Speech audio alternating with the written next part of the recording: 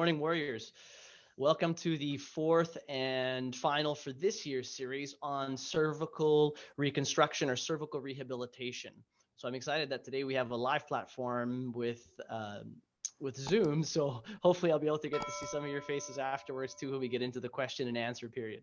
So we're going to build on what we've been talking about. And let me start by sharing my screen here. And Dr. Yuri, can you see my screen here? I can, yep. Perfect. Okay, so I just want to begin by quickly reviewing everything we've done this year, because I've tried to, as much as possible, build on the information from one webinar to the next. So again, 4-part series we started back in April or May, and we just kind of started to add and tie this all together. So the very first thing that we looked at was really why. Why are we doing this, right? We looked at the research to substantiate or to support what we're doing in our offices as corrective care, subluxation-based chiropractors. So we touched on the research from chiropractic biophysics, which showed us the normal modeling or the normal position of the spine. Then we talked about, okay, great. So we know we have a normal position. We know how to measure it. And we saw that when we could use DENA rules, we can use these home orthotics in addition to our adjustments in the office to help bring our patients back to that normal or ideal spinal position. We taught you guys how to measure some of these subluxations or some of these deviations on x-rays. We talked about measuring anterior head translation and loss of curve were really the two primary indicators that most of the research today is looking at. And I've been actually just going through some more research recently, not even CBP stuff, but I've been looking into spinal surgery, looking at orthopedic surgeons, and you'd be shocked as to how much information there is out there and how much even these surgeons are starting to use these measurements, and they understand this stuff, and they're actually referencing Dr. Don and Dr. D's work in terms of spinal modeling and how they should be fusing spines. So when they're actually putting a curve back in the neck, they're looking at this and saying, okay, we should be putting a lordosis back in the cervical spine as we fuse these patients, because this is so important to get the proper curve and to reduce the anterior head translation on these patients if they have, significant disc herniations. And God forbid we're letting these patients get to surgery. We can do this stuff conservatively in our offices while at the same time improving their overall health. We talked about the pizza angle. So if the patient is a candidate for using a cervical orthotic at home, how do we estimate how much curve correction is possible? And again, Dr. Kwan gave us that awesome formula of going pizza angle minus 40 degrees, gives us a rough estimate of how much curve is possible for a given patient. I taught you guys how to measure the slope of C7 and T1 relative to vertical. And this was a very important measurement because it allows us to determine if we should be looking at, a primary cervical problem, or if we should turn our attention and focus on, thoracic hyperkyphosis and look at this as a thoracic primary subluxation. And in terms of also using a thoracic orthotic for our patients. And then building on that, I showed you guys some cases where we would use a thoracic orthotic where the indicators were not cervical DENA rule, but more of a thoracic DENA rule, and how we could get amazing cervical curve correction by putting a thoracic orthotic into the patient's hyperkyphotic thoracic spine. And so last webinar, the question came up twice. Okay, doc, that's great, but what do we do in cases of hypokyphosis? So not when there's too much rounding in the thoracic spine, but what do we do when there's a loss of curve in the thoracic spine? And so, I touched on it a little bit, but I thought since it came up twice, it's a good question. Docs want to learn about it. So I built that into today's presentation, talking about mild loss of thoracic curve. And then we're going to show you guys a couple examples of extreme loss of thoracic curve and how we would approach that. Okay. So we've been talking about correction with traction. And I've been hitting you guys over and over with using DENA rules in terms of traction. But today I want to touch on exercises, because if we really want to get the best overall results, not only in terms of, curve correction, I know that's what we're doing. Those are things that we're measuring. But for the overall patient outcomes in terms of their functionality, their health, we need to add exercise to the patient's regime. People are sedentary, right? More than ever with COVID, they're sitting at their computers, bad postures. We need people to exercise and move. And so we have these great simple devices called Pro-Lordotic neck exercisers, which do a wonderful job of helping to put a curve back into a patient's neck. And they are a great addition to doing these cervical dental rolls as well. So we're going to talk about the exercises, but then it was actually a perfect tie-in because when we add these exercises, we can really help to improve thoracic kyphosis in those cases where we've lost some of that thoracic curve. So when I was training with Dr. Deed in Idaho at the or at the Doctors Institute, the Ideal Spine Health Center, this is what he talked about and what he taught over and over again. It was the EAT protocol: exercise, adjustments, and traction. And ideally, yes, we would do all three of them in that order. In other words, patients would do their exercise, they would get their spinal tissues warmed up, we would adjust them, and then they would do their traction, okay? But the reality is it's not always practical, depending on your clinic and your setup, to be able to do it in this order. If we get all three of those components, though, we definitely get our best results, right? So the adjustment, there's the art in the chiropractic, and you're adjusting your patients however you choose to adjust them. That's great. The traction, we've been talking about this over and over. It's using dental roll products to traction their spine at home. But we also want to exercise the patients, okay? So I'm going to start by showing you guys this video. Let me go here. I think I'm going to have to screen share. We're going to go for a new share, and I'm going to bring you guys to a video here. I'm going to go here, and hopefully everybody can see this video. And what I'm going to show you guys here is a video, and this is on my YouTube page. So if ever you want to review this video on my YouTube page, I always put these exercise videos or exercise or dental roll coaching videos on how to use these products, okay? So the Pro-Lordotic neck exerciser, you can have the patient do this in office, or you can have them do this at home. And we'll talk about the difference between the two in a minute. Okay. But what they do is they grab the exerciser, they bring it forward. Okay. There's different positions depending on where we want to put this in the neck. Okay. So right now with the arms parallel to horizon, this would be targeting the mid neck in a case of loss of cervical lordosis. Arms down would be targeting the lower cervical spine, and arms up above horizon is the upper cervical spine. So depending where you want to target or where you see the most loss of curve, you can have the patient adjust their arms accordingly, okay? Now what they're going to do is they're going to put their arms out again. So they lock out that band, they bring their arms forward. And what we're going to do is have the patient perform some extension of the skull. So they're going to look up and then retraction. They kind of squeeze their head back and hold that. So we're really stretching out, everything on the front aspect of the spine and really strengthening the muscles on the posterior aspect, which get very weak with loss of curve in anterior head translation. With any exercise that I teach my patients, it's always the same protocols, okay? I have them hold a postural exercise for 10 seconds. They rest just a couple seconds in between, and they repeat that 20 times. 20 times is basically the minimum dose that I give my patients, okay?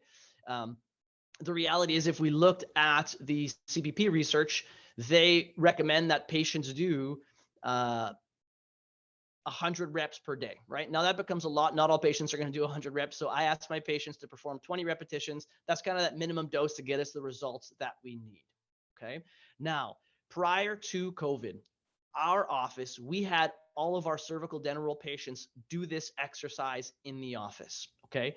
For a couple of reasons. One, because if I send them home with this Pro-Lordotic neck exerciser, for those non-compliant patients, the patients that are not doing their dental rolls are likely not going to do the Pro-Lordotic at home either. So if I had them do this in the office, I could ensure or guarantee that they were getting at least 5 minutes of exercise 3 times a week while they were in the office, right? And the other reason is I could watch them do it to ensure that they were doing the exercise properly, okay? And I'm going to show you guys a couple of pre-post cases here where patients were not compliant with their dental rolls at all, but were using the Pro-Lordotic in the office 3 times a week while they were getting adjusted, and we still managed to get some really good curve corrective results. Now, because COVID is higher, we're code red, we can't have as many people in the office, we have to have a quicker turnover. We've stopped allowing people to do this in office, and now we're simply sending all of our patients home with Pro-Lordotic neck exercisers. So every single patient that gets a dental roll also gets the Pro-Lordotic neck exerciser to do at home, okay? But that's only started, I would say, as of about 2 to 3 weeks ago. Prior to that, we always had our patients do it in office so we could ensure at least some accountability for these exercises. Okay, so here's an example. Now, I'm not going to go through these measurements. We've hit these over and over. If you haven't watched the previous webinars, you can. But here's an example of one of those cases where the Pro-Lordotic is mandatory. This is one of those cases where, she's borderline too much anterior head translation. Her slopes of C7 and T1 are close to being, too far to vertical. She could use a cervical dental roll.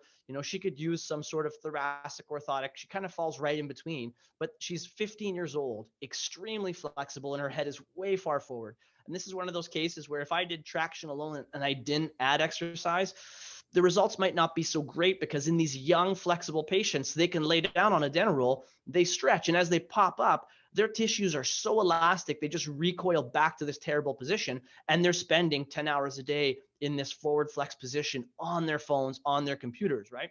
So in these cases, it is wonderful to add a neck exerciser like this to help strengthen the tissues. You're going to get way better results. Okay. And that was the mistake I made with this young lady at first. I didn't give her a Pro-Lordotic, right? I went by my indications. I thought, okay, maybe she could just do this posture regainer, this thoracic orthotic at home. And after a couple months, I noticed that her posture wasn't changing. Her head was still way forward. And so I took a stress x-ray. I made her take the Pro-Lordotic. I put it at the bases of her neck, and you can actually see it right here. You can see the Pro-Lordotic, you can see the rubber band, and she's pulling into that low neck, pulling down. And all I made her do was just lift her chin a little bit and retract her head. And you see her curve goes from 9 millimeters to 29 millimeters. Beautiful. She's 43 millimeters forward. With the Pro-Lordotic, she goes down to 13 mils. So if she does this repetitively and consistently, this is the result that I can expect from this patient. Okay. So again, whenever I'm in doubt, I stress x-ray everything. Now, here is a case, and I'm just going to move this around because I don't know what you guys can see on your screen. Hopefully you could see the pre-post there. So this is a case of a young lady that did exactly what I was describing earlier. She was extremely inconsistent with her dental roll use at home, and she admitted it to me, which I appreciated.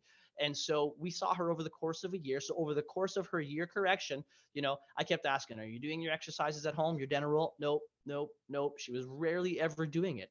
But she was extremely diligent about doing her Pro-Lordotic after she was adjusted every time in the office.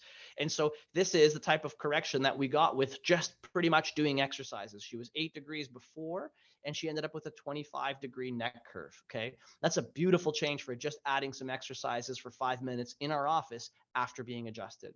Okay. Now, her pizza angle, I have it at 62 here. I have it at 69. I would say this one's blurry on the right. This isn't the best x-ray. If I had to estimate between the two, we could split the difference, right? Let's fall right down dead smack in the middle. We'd be at about 65, 66 degrees down the middle here, okay? If we use Dr. Kwan's method of saying pizza minus 40, her normal neck curve, or an ideal neck curve for this young lady, would be about 25 degrees. And you can look now, boom, 25 degrees. This patient is pretty much maxed out in terms of her correction now, or at this point, I'm extremely happy. This patient's neck meets her anatomy. This is a wonderful correction. She should have a very, very healthy neck curve moving forward, and she should be able to maintain this for a very long time now that we've got her spine back to its ideal normal position, okay? Let's move this guy again one more time.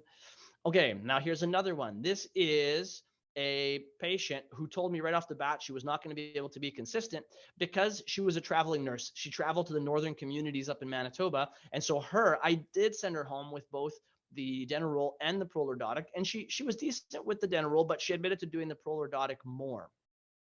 And if we look here, she started out with 3 degrees of curve, and after a year of care, it took her a year to get 32 visits in office, just to show you how inconsistent she was. But she was diligent with her home care at least. And so she goes from 3 degrees to 22 degrees. So that's a big, big change, about a 19-degree curve change in her neck. But what's most exciting in her case is she's got this really bad kyphosis at 4.5. And though it's not perfect, it's still kyphotic. It is a drastic change from here to here. Okay. If she was doing the dental roll alone in this case, I don't think she would have got the same results without having exercise and really strengthen those tissues back here to help solidify a case like this where there is a strong kyphosis. These kyphotic segmental cases are very tough to change. And oftentimes docs send me x-rays on these saying, hey, I'm having a hard time. How do I fix this? How do I change this? They've been doing their dental roll, very little change so far. My answer is almost always add Pro-Lordotic neck exercisers, because it can make a wonderful difference by adding some strength and some motion in here to keep those segments healthy. Okay. Now I want to show you her thoracic spine. So now this lady, she didn't do any thoracic traction. So here's where we get into those cases of thoracic hypo, so loss of the thoracic curve. So I'm going to go through this very slowly. I'll repeat it. And if someone has questions, we can hit it at the end of the webinar. As I mentioned in those previous cervical webinars, when the cervical spine loses its normal curvature, or we start to have loss of the cervical curve, almost always we have a simultaneous loss or reduction in the thoracic spine.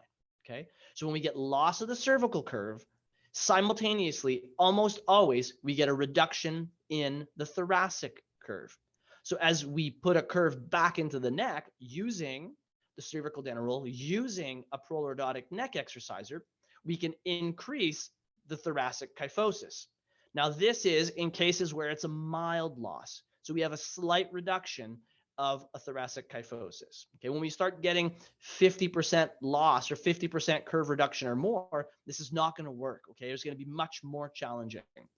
For those of you who don't know the measurement in the thoracic spine, a normal thoracic kyphosis is 44 degrees, right? So if I'm, in the 30s or in the 20s, can I expect the thoracic spine to increase closer to normal by using a cervical dental roll and by doing Pro-Lordotic neck exercises? The answer is yes.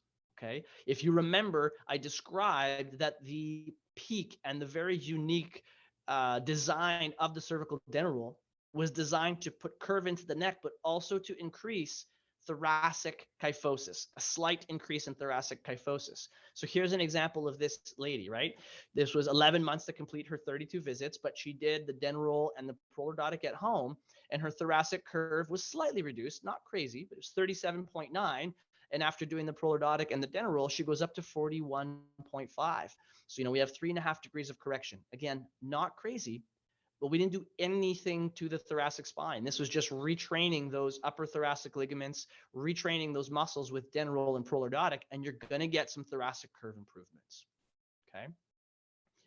Now let's go. I'll show you one that's a little bit better change, or even a little bit flatter. Okay. So this lady now had 27 degrees. So a 38% loss. So a larger loss.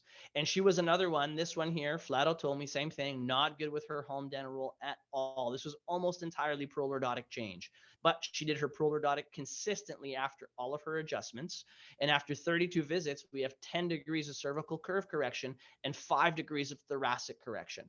So post, she went from 27 degrees to start, and she's now 32 degrees. Again, it's not like a wow change. We're not increasing it by 20 degrees by doing this, but it is incrementally better, right? Her neck is significantly better, and she is on her way to getting a healthier, better spine. Now, if we keep going, and she's actually due for re-x-ray soon here for one more time, 6 months later, we'll see where she's at and how much more she's managed to improve.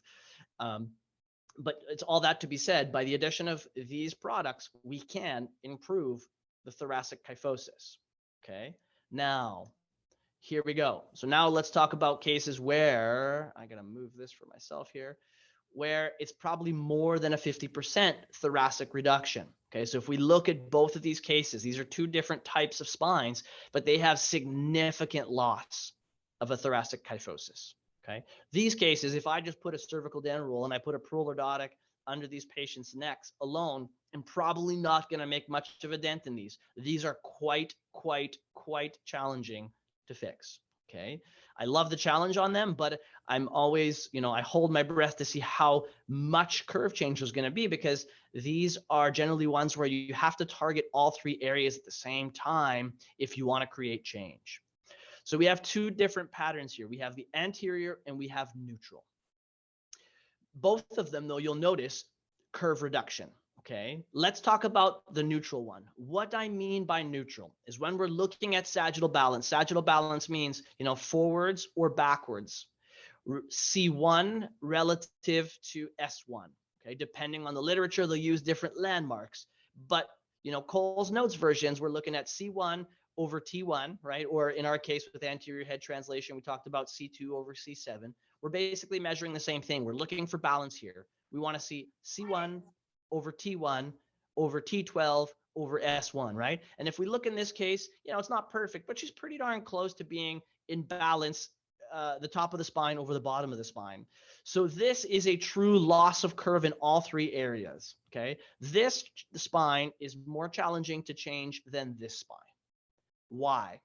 Because when I see this one, so everybody can appreciate if I'm using my software, Posture A here, the green line is where this patient should be based off of their pelvis. I won't go through the same measurements, but you can see that the software put the line on the patient's spine for me. This patient is shifted significantly anterior, right? They have anterior sagittal balance. Now, when the spine shifts anteriorly relative to the pelvis like this, I'm going to say it again slowly. When the spine or the thorax shifts anterior relative to the pelvis, the normal pattern for the thoracic spine is to flatten. The thoracic spine flattens to try and compensate for this anterior shift. Okay. So I know in a case like this, if I can train the spine to go backwards, I can improve that thoracic kyphosis simply by getting the spine to come backwards. Okay. So one more time. When a spine shifts anteriorly, the normal compensation pattern is to have a reduction in the thoracic spine, and it can reduce by about 13 degrees. Okay.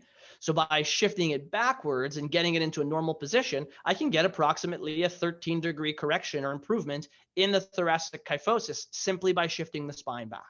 Okay. So these two patients are going to have different home care and different in-office traction setups. Regardless of the pattern I see, just so we're clear on this, on these cases, I'm always going to recommend these patients do traction in office because of the amount of force I'm going to want to put on these spines to try and put those curves back in. Okay. So let's look at office traction. So this would be the anterior pattern. I would lay them face down in my office. And here is the neutral pattern. Okay. The anterior pattern, I lay them face down. Actually, I'm going to mention one more thing, and this is really important. One of the ways to know that the spine has shifted anterior in these flat thoracic cases is the TL junction becomes lordotic. Okay. It should be flat or kyphotic, right? The thoracic spine is kyphotic. But right here, between, we'll say T10, T11, and L1, L2, you have a lordosis. So the spine is reversed in this position. And that is like a telltale sign that I've shifted anteriorly. Okay. You look here, it is not. It is flat, right? This is not a shifting pattern. If I shift this person backwards, I am not going to be necessarily increasing their thoracic kyphosis, and I could potentially create more problems in their lumbar spine.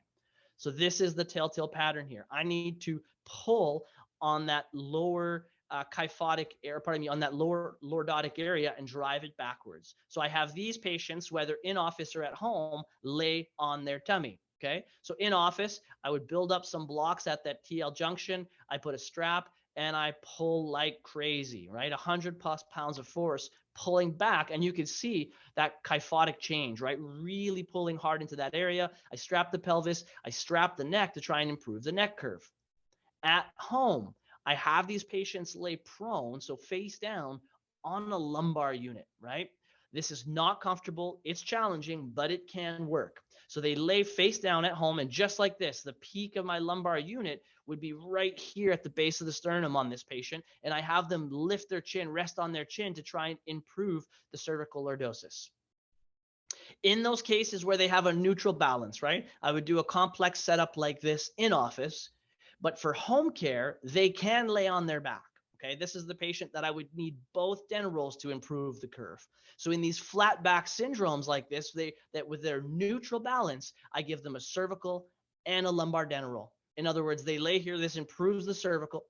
I have that nice deficit between the two to improve my thoracic spine, and I lay them on the lumbar unit. So now I get lumbar curve, thoracic curve, and cervical curve. My patients who are keeners and want the best results possible, if they're not doing traction in office, I tell them to get a 20-pound bag of rice from Costco, and I have them take that 20-pound bag of rice. So they're laying here, and that 20-pound bag of rice goes right on their sternum, trying to create force to really improve or induce that thoracic kyphosis. Okay. But either way, these are tough cases, but these are some of the things that you can do, because I don't want to discourage docs and say there's nothing you can do. You can always do something, right? We've got to be creative and give them everything we can. And these are some of the things that I do with these tougher cases, but they are much, much, much rarer than something like a hyperkyphosis when you see these true flat back syndromes. This young man, this case here, I want to show you his pre-post. So this anterior case, right? We worked with him in office. He was extremely diligent. He never missed a visit for those first 3 months in his first corrective plan. This is what we did with him in office. This is what he did here at home on the dental roll. And I want to show you his post x-rays after 3 months. Okay. So after 3 months, right? So this is where he started. This is pre, and then this is post over here, right? Pre and then post. So pre, I want you to notice a couple of things. Look at the distance. I split these into 3 different sections so we can appreciate them differently. We close the gap. Remember, I talked about that anterior translation. So on his post x-ray, you can see that that gap is smaller, okay? If I look at how far and how lordotic it is in here, you can see that it has been reduced. If I come up here to the upper thoracic kyphosis, I notice that he's flat up top. Well, you can notice it's been improved, right? So all of these markers are showing improvement. Now, the question is, did his thoracic spine improve because we actually changed his thoracic spine? Or was this curvature improvement simply due to the fact that we were able to retrain his spine to shift backwards? I don't know. One of those, at the end of the day, maybe it doesn't matter because we did get those results and he's doing significantly better. Now, the cool thing is, same thing is we didn't do any cervical traction with him, but I want to show you his cervical improvements by fixing or helping his thoracic spine. So here is his neck after that first 3-month care plan, okay? He goes from 1.4 degrees kyphotic to 12 degrees lordotic, okay? So a nice change. Again, not wow, not stunning changes, but they are the changes, you know, and we're en route. This is explaining to him, you know, this is the kind of stuff that we're going to be doing for, you know, weeks, months, if not years to come to continue to improve this. And we pulled really hard on him to the point where he would almost pass out in traction. And that's how tough those can be to change, but still they can be changed. And these are things that patients can do at home. Okay, so I hope that helped. Again, showing you guys how to use those pro-lordotic neck exercisers to be able to address most cases, and then some tips here and some things that you can do to help cases where we have significant flat back syndrome or significant reduction of the thoracic kyphosis. So once again, I appreciate you guys being on here. So every time we do these, I give you guys a code that you can use to purchase dental rolls or dental roll products to discount those for you. So here's a coupon code, WQ420. That will be good for the next 2 weeks or until December 1st, 2020. This again is our website that has all of the products, the different tools that we use to help our patients get well.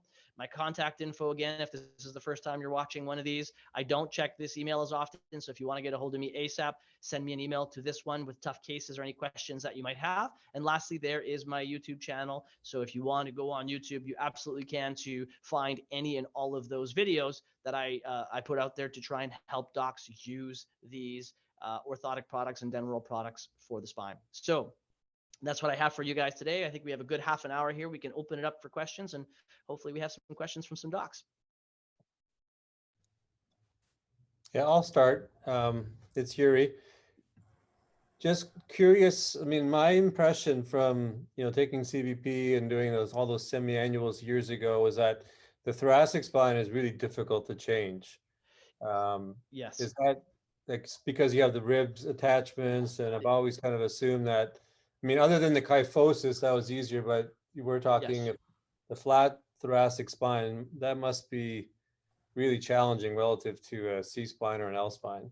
It is absolutely challenging, and you're right, Yuri. And that is probably the main reason is it's so much stiffer. You've got like this natural scaffolding built around the spine, and so it's a lot harder to change, right?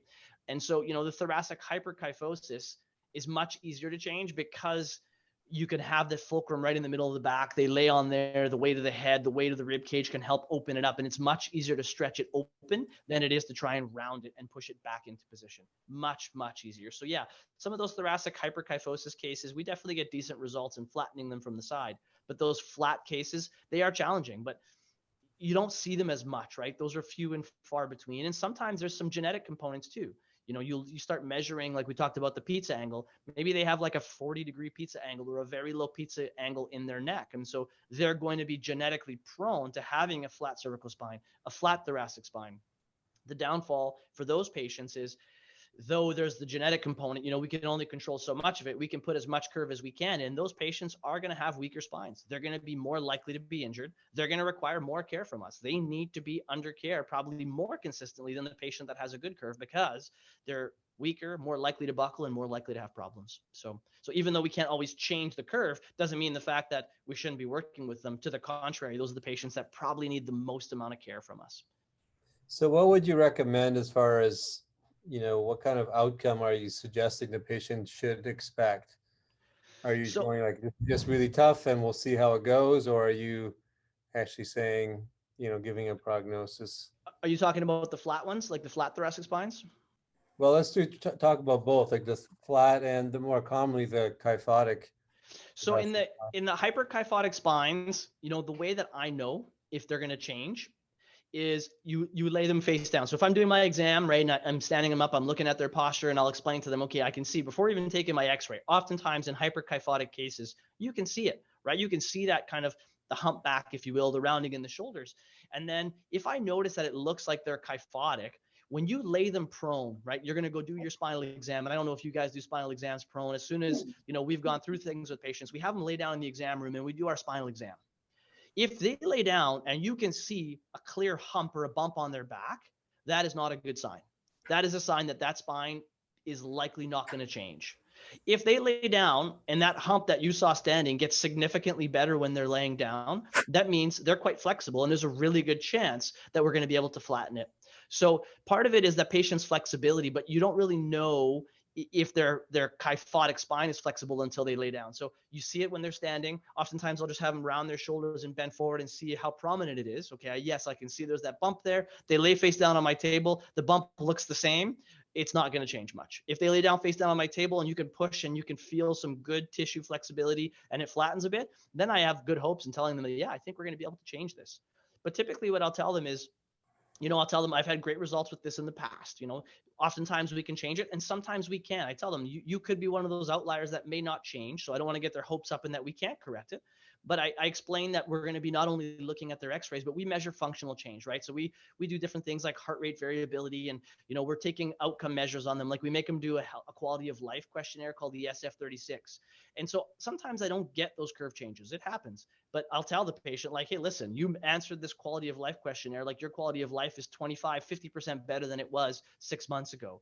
Yes, we haven't changed your thoracic spine, but your functionality is better. Your nervous system is functioning better, and so on and so forth. So I'll start hitting the functional benefits if I can't change the spine. So I don't promise them anything, Yuri. I tell them I've had results with this. I think we can change this. We're going to try this. At the end of the day, this is what I'm looking for, but I'm also looking for nervous system improvements, functional improvements, which we measure with heart rate variability and the SF-36 questionnaire. Okay, good, thanks. And by the way, your video is off. I don't know if you want that on purpose or. My video's off? Yeah, like the screen is up, but you're not showing up. Interesting. Now? Just looking at myself. Interesting. I can see him. Oh, can you? Okay. Yeah. I can see him too. All right, just me. Dr. Glenn Lang. Hi, everyone. Hi, Pascal. Thank you. This has been awesome once again. I just got a question. I'm trying to wrap my mind around this whole process. So if I'm treating someone that has a hyperkyphosis and I've determined that it is forcing that cervical spine forward. Yep. So I put them on a thoracic retrainer. Okay. And their curve improves at 6-month review. Say I do an x-ray and it improves. At what point do I stop treating the thoracic kyphosis and move to a cervical dental roll? Good question. The answer is probably never. Okay. For a couple of reasons. Patients who have thoracic hyperkyphosis. So part of this becomes a genetic thing. Okay. So people that are hyperkyphotic in the thoracic spine are typically genetically prone to having it. They have a deeper rib cage. If you go back and you look at those previous webinars, they have a deeper PTSIA angle, pizza angle, right? And that is an indication of how deep, we'll say, like, if I turn sideways, how thick my chest is. And those more barrel chested patients are going to be prone to thoracic hyperkyphosis. And so you flatten that thoracic hyperkyphosis and you get it into, close to normal, or what we think is going to be the max change for that patient. They don't move to a cervical den roll. They would always be a thoracic den roll patient. It's just you would reduce the frequency with which you use it. So I have my patients do their orthotics at home every single day until I tell them otherwise. And generally that's going to be for almost the first year. I'm trying to get them to do it, to build the habit daily until I re-x-ray and I think I've got max change for that patient, or it looks close to normal. Then I have them do it once to twice a week. I tell them that's what I feel is good for maintenance to stabilize it. But they would never go to a cervical dental roll, because then what's going to happen is you're going to put them on a cervical dental roll. They're going to stop getting that stretch in the thoracic spine, and likely the ligament memory, their postural habits are going to start rounding them back into a kyphosis, and you're going to lose ground. So think of it like braces in a retainer. You're putting the braces on, you're stretching, you improve, and then you have them maintain, right? So it's correction. And from day one, when I do my reports, I tell people, like, we're going for correction. Once we have you corrected, we're going to determine what you need for maintenance. In other words, it's going to be really frequently at first to try and correct this, but you're going to need some maintenance to hold this in position, because your spine is going to want to revert back to its previous damaged position, or where you've built up those areas of stress. And you're saying that about 70% of your cases are cervical dental roll? Yep. I'm fairly new to this, but I'm seeing a lot of hyperkyphosis. I must be doing something wrong. Mine are majority of that. Like, so you're saying when you put them in treat the kyphosis is over 44 degrees, correct? Yes. Yes. Now, some of that, Glenn, we can get into some details. Remember, I just mentioned a couple of x-rays ago. I'll go back to it. I mentioned on this guy, let me erase my ink. So remember, I explained to you that when the thoracic spine shifts forward, it flattens, Glenn? Well, likewise, when the thoracic spine shifts backwards, so people that have like a poor slouchy posture, they will increase in thoracic kyphosis up to approximately 13 degrees. Now, those are different. Those are like postural kyphosis and not a true kyphosis. I didn't get into those details. It's like a pretty lengthy conversation, but you might be seeing higher incidence also of postural kyphosis, where, if you just had them stand up straight and shift their chest forward slightly and you re-x-rayed them, their kyphosis would probably be perfectly normal. Does that make sense? So you take away like slouch posture. If you just say, hey, stand up straight for me, drive your chest forward 1 inch, and you retake that x-ray, if their thoracic spine went from 55 degrees to 44 degrees, it's not a true kyphosis. It's just that they're slouching and you're seeing an increased rounding in the rib cage. That could be factor number one. Factor number two is where you're practicing, Glenn. You might have a higher incidence, right? Because again, some of these factors are genetic. Where do you practice, Glenn? In Ontario, 2 hours north of Toronto. But a number of these people are patients that have been patients of mine for 25 years, but I'm new to this process. So I'm just now x-raying. And so they probably had some benefits from our adjustments in the cervical spine. Yep. And just not addressing that thoracic component. Yeah. And then the other thing to think of is, how are you taking your thoracic x-rays? Are you having them hold? Can you see the elbows here? Are you having them hold their arms up like that? Resting their arms on a thing like this. That needs to be changed. So we get our x-rays done at the hospital, so it does create some challenges. Okay, so then there could be some positioning distortion too, right? They lift their arms up, and by lifting their arms up, and if they're reaching forward, they might be kind of rounding and having some projection distortion. Now, it is possible, Glenn, that you are just seeing a higher proportion of people with thoracic kyphosis too. So there are a number of things there, and I think it would be maybe unique to the situation you're in. The fact that you can't control who's taking the x-rays could be the age of your population. There could be some postural components. So there could be a number of things going on. But if we look at our stats and we go back in our database and see who's gotten what dental rolls, I would say 70% get cervical. And then, 10% I do lumbars, and maybe 10-20% are thoracic. Or we would say it would alternate between thoracic and lumbar. Okay. Awesome. Thank you. You're welcome, sir. Okay, great. Thanks, Dr. Glenn. Anyone else like to or have any questions for Dr. Pascal?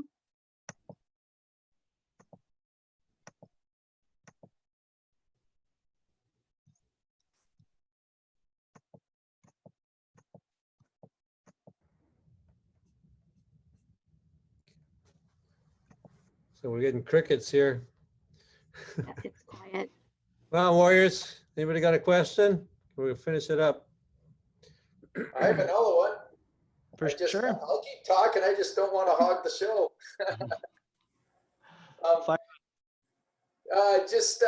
So like another thing that I've been wrapping my mind around is using the AHT measurement.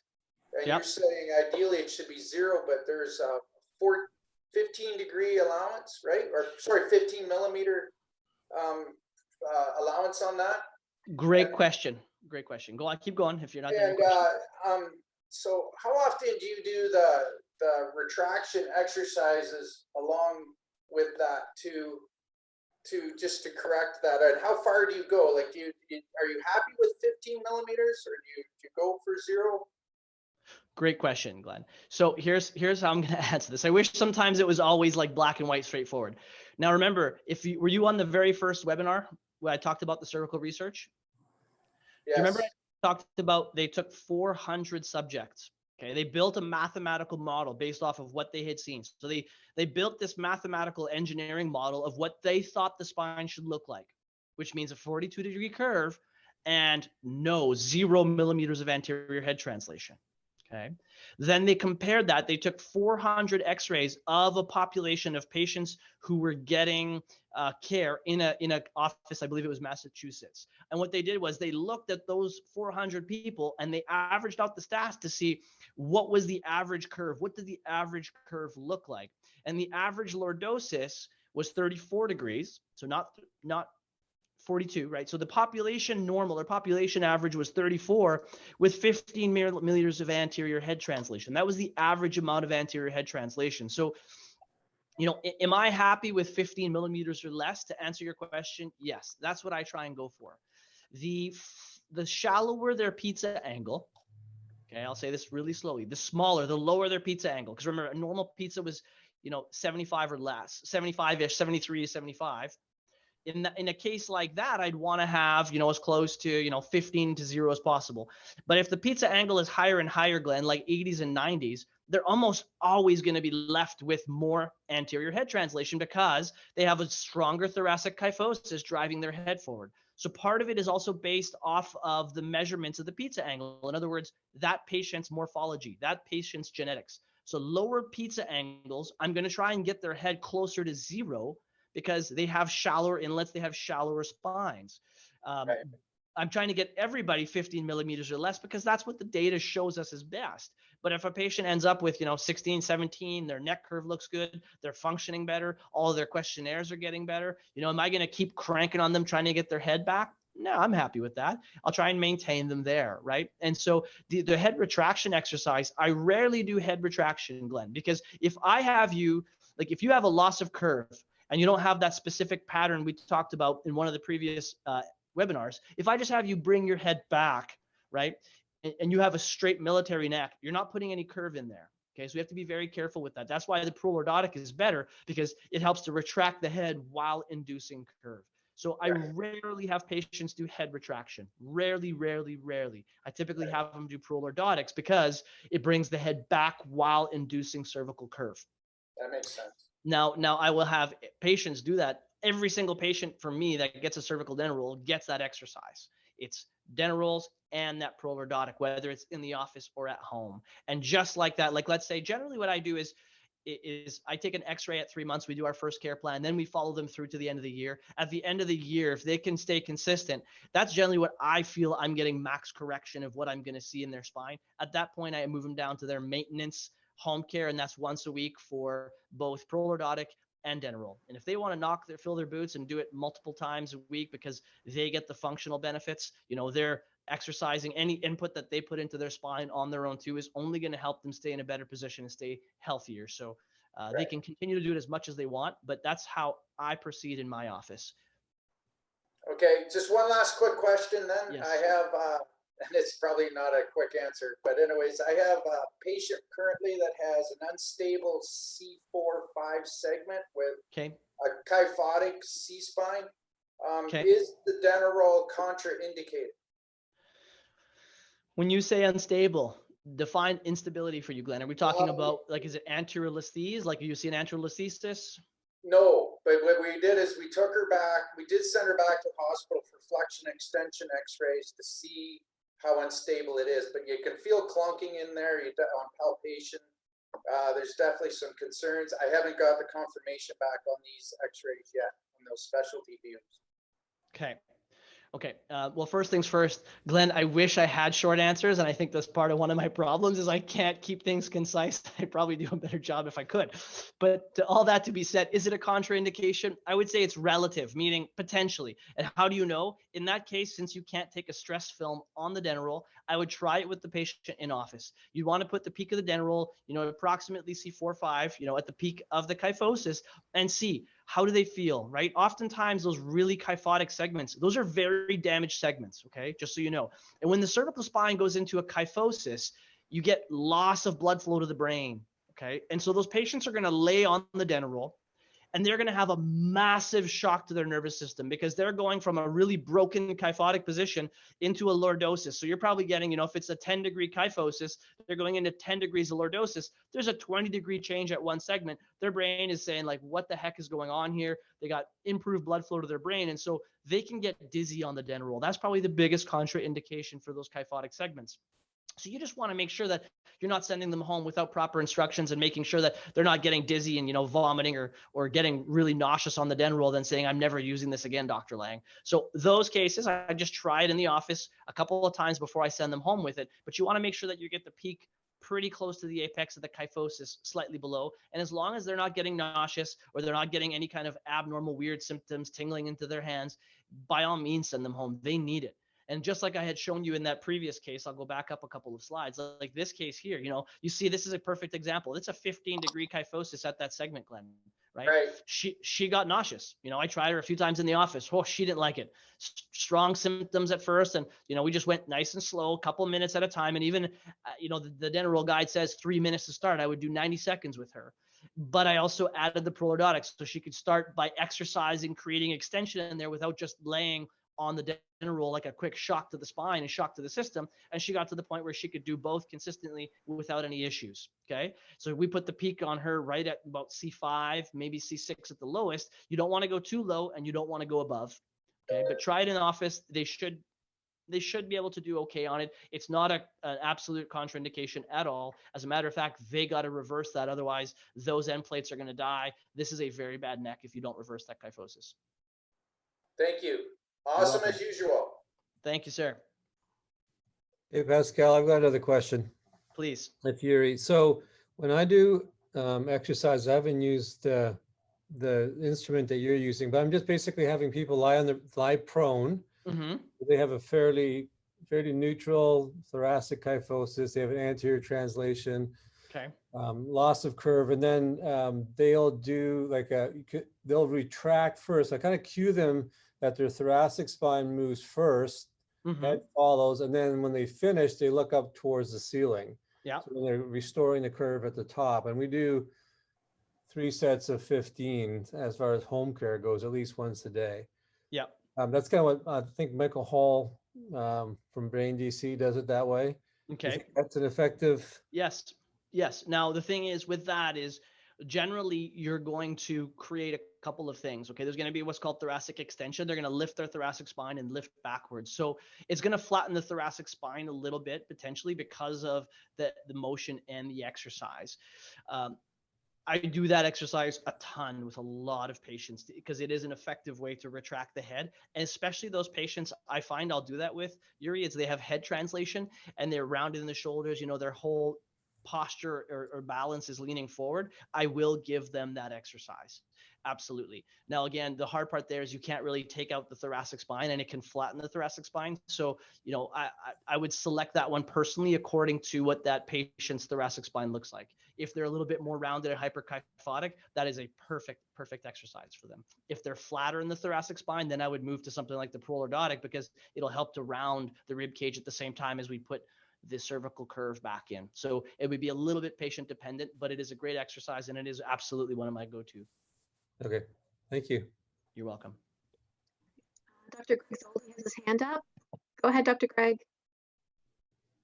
Hey, Pascal. Hey, Dr. Greg, how are you? Great. Sounds like we're getting a lot of thoracic training here. And that last one, is that what you would refer to what Yuri was doing? That's the Titanic exercise, correct? The one that was prone? No, the one that Yuri was describing, the extension forward and then the head in extension. Now, if I understood correctly, maybe I misunderstand Yuri's question. I thought Yuri said that he had him doing it face down. Oh, face down. Sorry, I missed that part. Okay. Yeah, if it's face down, on the if you remember the hands-on training, Greg, I would call that one. That's the one I would call like the thoracic prone thoracic extension. So they lay on their belly, right, and they try and lift their chin. They try and look up, so they're inducing curve. They're lifting their chest to stretch everything here and strengthen the rhomboids and the posterior chain. But in essence, it is very similar to exactly that, what I call the Titanic, where I would block the rib cage with like a yoga block, right? Have them squeeze the rib cage back. It does almost the same thing standing, but yes, almost identical. They block the rib cage, stand against the wall, like Dr. Greg Zolli is talking about. They lift their chin, look up to the sky. It's doing the same thing, but they could do it standing. So that one, I would say we would do more in office than having them lay prone. My other question, maybe a long question with a long answer, is elderly populations who have difficulty laying down, getting up, people who have compression fractures. So we're talking actually about anatomy that's just changed, and people with Sherman's. So these are all people that you likely are not going to get much change, but should you do it anyway? Yes. Yes, yes, and yes. So compression fractures. Okay, if we're talking about an elderly population that has bone density loss, we'll start there. We have to be careful because obviously you can't adjust them the same. They're a little bit more sensitive. But all the more so, what happens in those compression fracture areas, as it heals, that area actually stiffens up and becomes probably more stable and stronger than the surrounding areas because of, I guess, the scar tissue and the damage that's happening around there. So at first, while it's acute, it's sensitive, you do not want to lay them on there. But eventually, once the compression fracture, the acute swelling, that whatever they call it, the edema is healed, and their pain is down from it, I have them put the thoracic retrainer right on that fractured area if they can tolerate it. Okay, sometimes they can't, but a lot of times they can, because you actually want to induce extension there. You want to keep motion going, because the reason it compressed in the first place is because there's more pressure building up there. And so if you leave it there and we're not trying to take pressure off of it, is it likely to get worse? Are they likely to progress and become more hyperkyphotic? The answer is yes. So in those cases, if they can tolerate it, you can absolutely use a thoracic retrainer at the apex where the compression fracture has healed. Shortman's kyphosis. Shortman's kyphosis is tricky because they've had it for years. They have degenerated end plates, right? Their vertebrae are wedged forward, so they're more likely to stay in that kyphotic position. But that would be like going back to, I guess, what I answered to with Yuri earlier is I'll tell them in my report of findings saying, hey, listen, you've had this since you were 15, you're now 45. We see degeneration, you're stiff. But at the end of the day, my goal, number one, is to keep it here, because the research shows us that this is going to get worse. There is no doubt about it. Your condition is progressive. You are getting worse. My job is to stop it. If all goes well, we might even see some correction of the curve. And I don't know what that's going to be. That might be 10 degrees for you. In a perfect world, maybe we'll get 20 degrees of reduction. So, do we still do it? Yep. We have a case that we just finished working with, and we're actually going to send a letter to try and get a prescription to put them in a kyphosis brace. But he was a 73-degree Sherman's kyphosis. I mean, the guy came in like crying in pain. And we've done 3 months. We've just did his first re-x-ray, and we've got his Sherman's kyphosis down 10 degrees. He's down to 63, and this is something he's had for years. And, we're doing some in-office traction, just opening it up, and he's laying on a thoracic retrainer at home, and we've reduced it by 10 degrees. Massive change in his quality of life and his future and his overall nervous system function by doing that. So even though you see those, you still need to try and address something like a Sherman's. So that was 2 of them. Was there a third part to that question? Well, it kind of goes part and parcel, because it's usually the elderly and they have troubles getting up and down. Yeah. So if they have truly troubles getting up and down, at that point, I'm not going to make them get on the ground, Greg. There's no way, especially if they're 80 something and they're having a hard time at that point. And if it's a rounded kyphotic posture, those are the people that I just stand with their back up against the wall. And oftentimes just getting their head to touch the wall is enough of a challenge for them, right? So in those cases, they have hyperkyphosis. Their head is forward, and oftentimes they have strong head translation, and they might already have a lordosis, but their head is way out forward. I just have them stand up against the wall and try to retract their head. And so in cases like that, the retraction of the head will induce a normal lordosis because they typically already have some curve in there. It's not like it's a straight military neck. it's a kyphotic posture, and we got to bring their balance back. So we know in those cases, every single centimeter for every 10 mils that you can bring the head back relative to the pelvis, you're reducing their chance of death by like 100%, just because you're improving their postural balance, their muscle tone, and you're reducing their risk for falling. So those patients, my go-to exercise is I stand them up against the wall and I just have them rep it out one after another, try and get their head to touch the wall. If they can get there, then I'll progress them to something different. But oftentimes those patients are happy just doing that 10, 15 minutes a day, and you'll get wonderful results doing that. And even the frail population, even if they can't stand for that period of time, they could even do that seated, right? Yeah, That would be absolutely. beneficial. Absolutely. Okay. Absolutely. You got it. You could do it sitting, you know, grab a chair with a flat back, put it up against the wall, have them try and pull the shoulders back and drive the head back if they can't do it standing. And in a perfect world, Greg, what I would do is I would have them stand as much as they can, though, because always standing exercise will trump seated exercise, always, in terms of the proprioception, right? And so if they could even do a minute standing and then they get tired and they sit down, great. So I would say, okay, do a minute standing, do 4 minutes seated, and then, you know, mid-afternoon, do the same thing. Try and do a minute and 15 seconds standing, and then the remainder of the time seated. So if they can get some standing, they'll get better benefits for sure. Awesome. Thanks, Pascal. My pleasure. Great to see you. You as well. Okay, I think that's it for today, Dr. Pascal. Awesome. Well, thank you for having me, and I'll look forward to chatting with everybody in 2021.